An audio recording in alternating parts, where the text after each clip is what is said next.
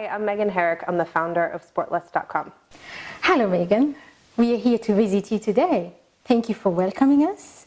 Can you please tell us about yourself, a small history about yourself? You come from New York. You have founded your company in Switzerland. Tell us a small history about yourself, about your company, please. I moved here from New York about 2 years ago.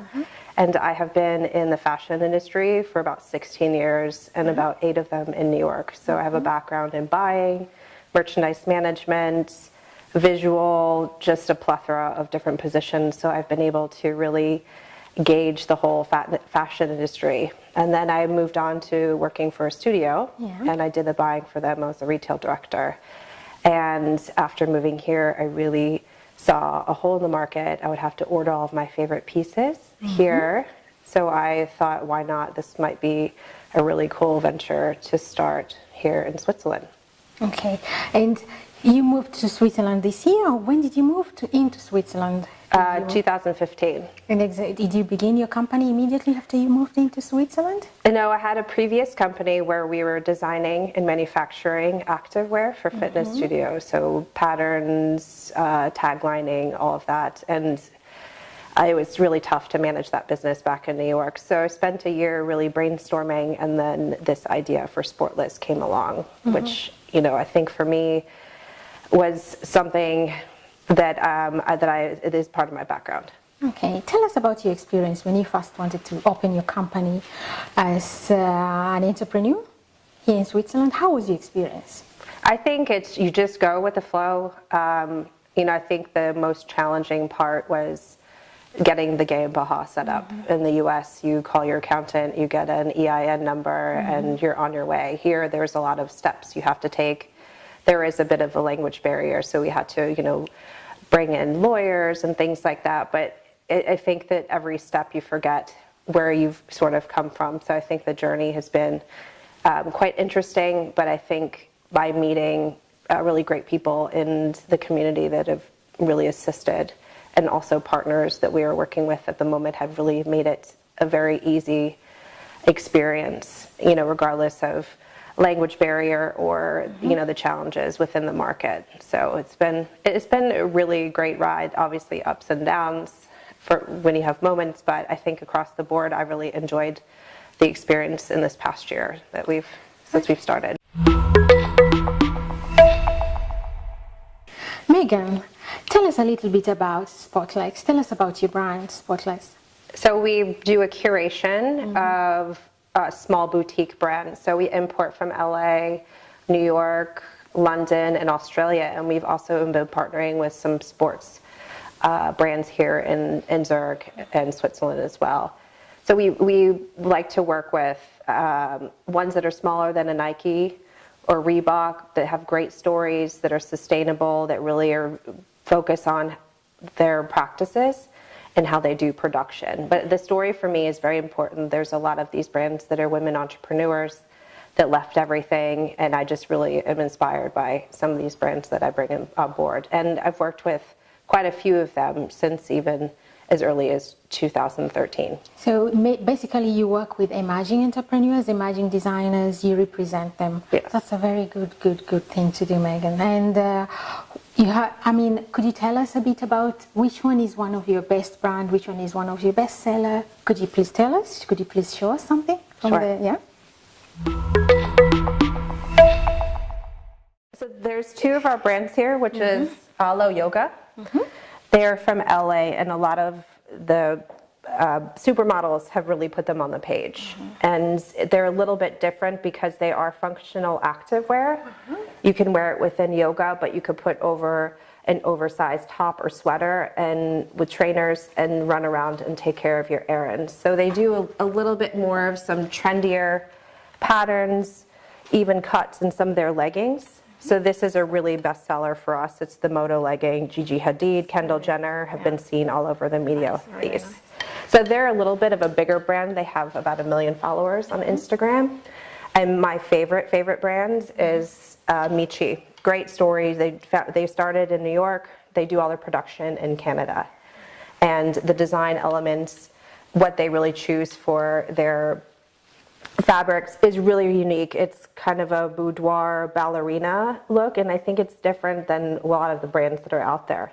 So you can have a really great track jacket, but Like this one, this is really cute. Wow. yeah, and if you touch it, the fabric's gorgeous, and then they just pick a really, really great print. So this is definitely one of our coveted brands. It's more casual. You can still wear it in the gym. Yeah. You can still wear it out. You can have just everything. Yeah. You can have it as a gym wear and also outside. Yeah. Oh, Weekend wear, run around. Like these pants you could put with a cute black top with some heels, and you can go out on the town for dinner for the night. So it's kind of fun and funky, but I think it's just more about your lifestyle is on the run, on the go, and just looking great and stylish, because the breathable materials are really great for day to day. I get claustrophobic in denim, and I feel so much better in like a pair of track leggings like this. They're breathable, they're really fun and functional, but they don't look so dressed down.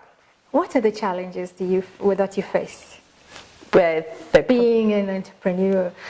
General challenges as an entrepreneur. general challenges, well, Yeah.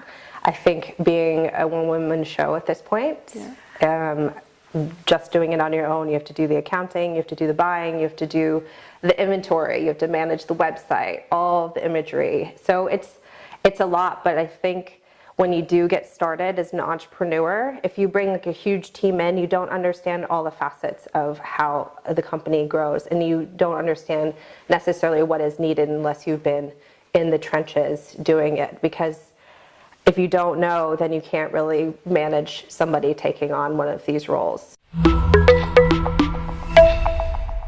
Megan, what do you like about being an entrepreneur?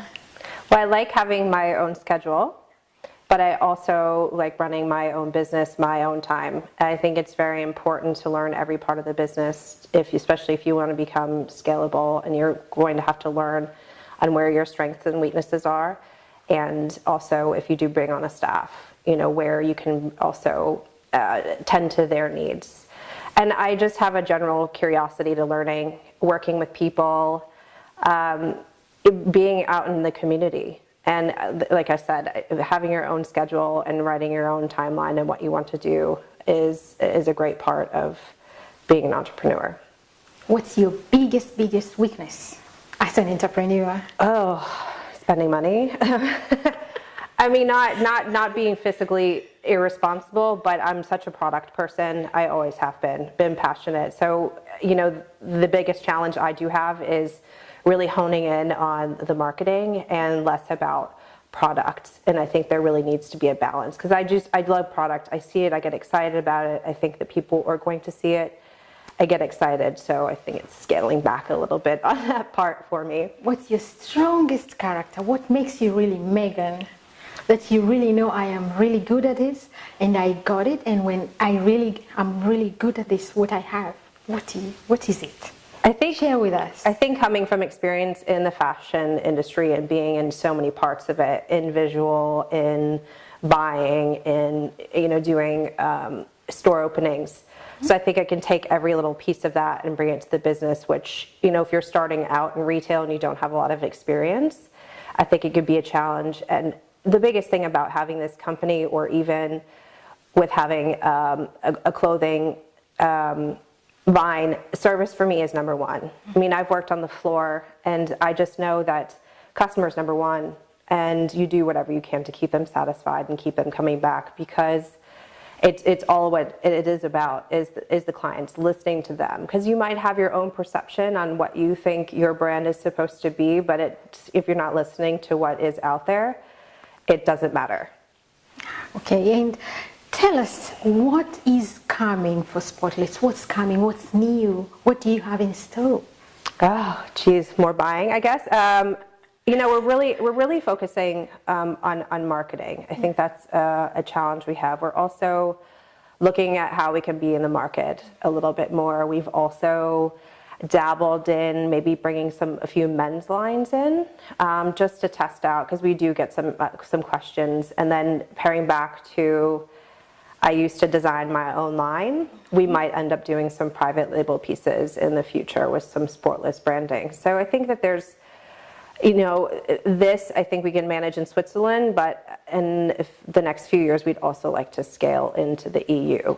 But it's such it's such a new brand, and I think it's such a new concept here in Europe that it's going to take time to win over hearts and minds about this initiative. But I think patience is key with it, and as long as you can continue to educate, really show people visually what it means to wear this, how you can really build it into your lifestyle, is an important part of what we are trying to do as a company. What word would you tell an entrepreneur like you, a lady, a woman, entrepreneur, who is out there watching you right now?